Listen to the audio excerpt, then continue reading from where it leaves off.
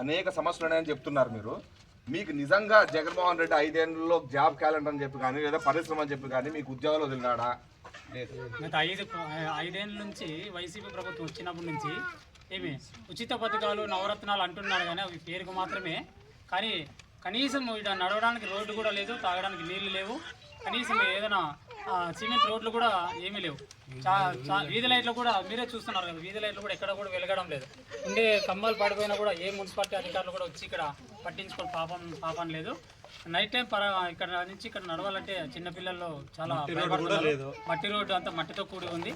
కనీసం ఎవరు కూడా వచ్చి ఇలా కాలనీ సందర్శించిన రోజు కూడా ఏదే లేదు.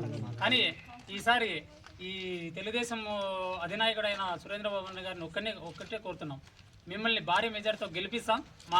మేము అనుకున్న మా కార్యక్రమాలు మాకొకటి సిమెంట్ రోడ్డు కానీ నీళ్లు కానీ ఏవైనా కూడా ఎక్కించాలని, మాకు ఈ పనులు చేయాలని మేము తెలుపుకుంటాం గ్రామ ప్రజల తరఫున.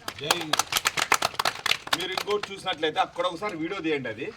అదంతా ఏదో ఊరు బయట కాదు, అది ముప్పు.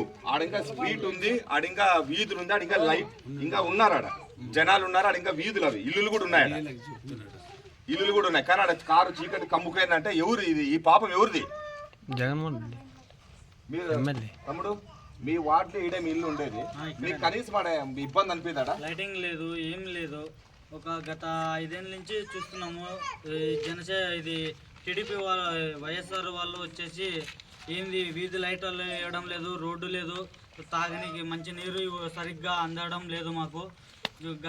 ఇక్కడ వర్షాలు వచ్చేసి కమ్మలు వెళ్ళిపోయాయి, ఇక్కడ నుంచి లైటింగ్ అసలు వేయడం లేదు.